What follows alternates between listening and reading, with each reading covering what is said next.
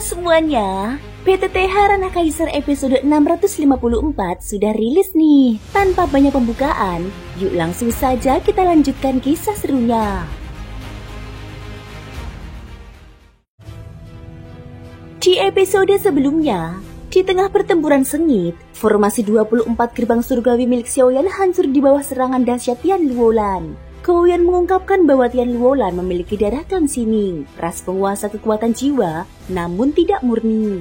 Kebencian mendalam antara ras Gouyan dan Klan Ximing sejak zaman kuno pun kembali membara. Xiaoyan dan Gouyan lalu bergabung melawan Tian Luolan, menggunakan formasi larangan jiwa yang menjerat musuh itu dalam penderitaan tanpa akhir.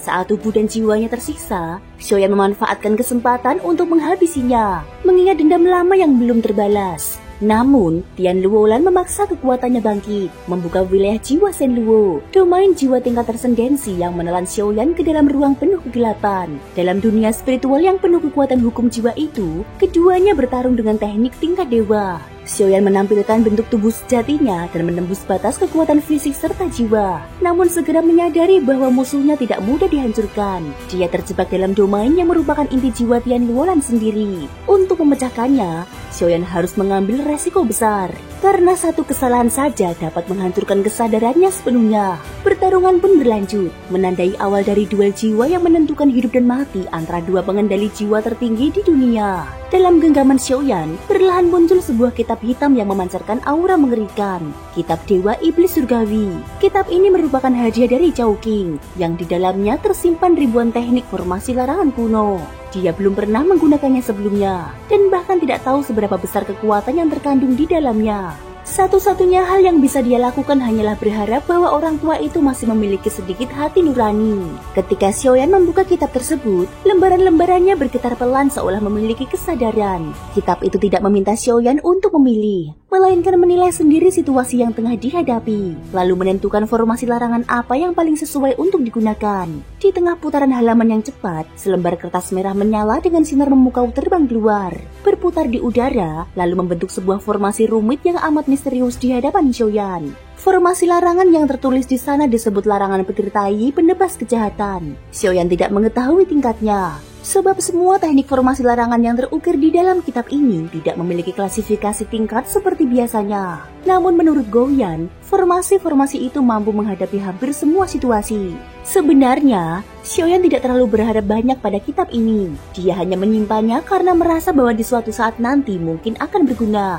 Dan kini, saat menghadapi bahaya besar di hadapannya, kitab itu hanya menjadi pilihan terakhir yang paling tepat. Saat formasi larangan itu terbentuk sepenuhnya, simbol-simbol kuno mulai berpendar di hadapan Xiaoyan. Untuk mengaktifkannya, dia harus menyalurkan kekuatan jiwanya. Kekuatan jiwa yang melimpah keluar dari tubuh Xiaoyan, deras seperti arus sungai yang pecah dari bendungan. Dalam sekejap, formasi yang berasal dari Klan Ximing itu memancarkan kilatan cahaya petir yang menyilaukan. Gouyan yang menyaksikan pemandangan itu berseru dengan nada terkejut. Formasi ini mampu memanggil petir dari 9 langit, menyeimbangkan yin dan yang, dan menumpas seluruh kejahatan serta makhluk iblis. Inilah teknik formasi larangan terbaik untuk membinasakan musuh seperti ini. Namun Xiaoyan menatapnya dengan dingin. Dia mengatakan, jika engkau mengetahuinya sejak awal, mengapa tidak kau pasang sendiri formasi ini? Gouyan hanya menghela nafas panjang, lalu menjawab dengan nada menyalahkan diri. Pria kejam 1000 pisau, bukankah aku sudah bilang? Ingatanku buruk. Aku bahkan tidak ingat lagi bagaimana merancang formasi. Kecuali engkau dapat membantuku membentuk kembali tubuh fisikku. Saat itu barulah aku mampu memanggil badai dengan satu gerakan tangan. Segala jenis formasi larangan akan mudah kuciptakan.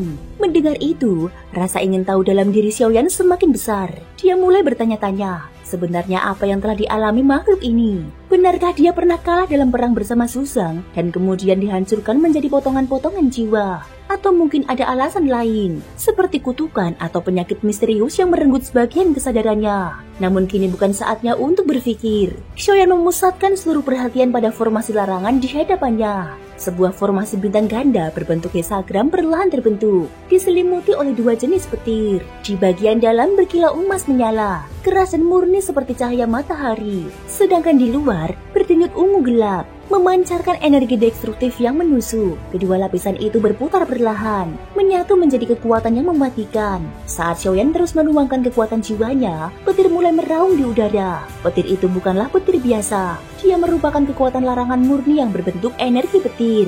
Cahaya petir itu menyebar luas, menghantam cabang-cabang kering dan akar-akar raksasa yang memenuhi ruang itu. Ledakan demi ledakan bergema, namun akar-akar itu masih terus tumbuh, melilit seperti penjara hidup yang hendak menelan Xiaoyan sepenuhnya. Xiaoyan mencoba melawan dengan api surgawi, menciptakan teratai api Buddha marah. Lautan api menyelimuti sekeliling. Namun anehnya, ranting dan akar itu tidak terbakar sedikit pun. Hanya petir segel taiji yang mampu menghancurkan mereka. Dari kejauhan, Tian Luolan merasakan bahaya yang mendekat. Ujung-ujung rantingnya berubah menjadi duri tajam yang menembus udara, menusuk ke arah Xiaoyan dengan kecepatan luar biasa. Namun gerakan Xiaoyan semakin cepat. Tubuhnya seperti kilat melesat di antara serangan itu. Meski begitu, salah satu duri sempat menyentuh dahinya, membuatnya merasakan rasa sakit menusuk di antara alis, seolah ada sesuatu yang menembus langsung ke jiwanya.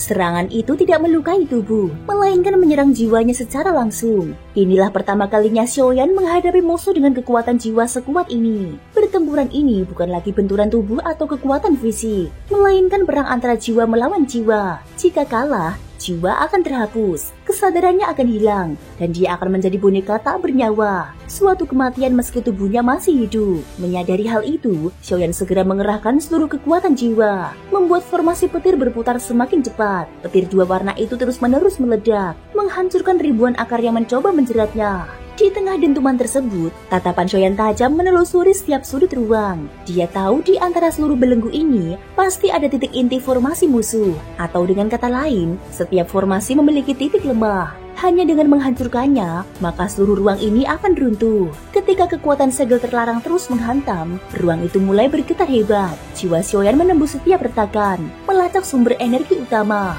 Akhirnya, setelah sekian lama bertarung sengit, Tian Luolan mulai menunjukkan tanda-tanda kelelahan. Lalu pertumbuhan akar-akar itu melambat, kekuatan jiwanya mulai mengendur.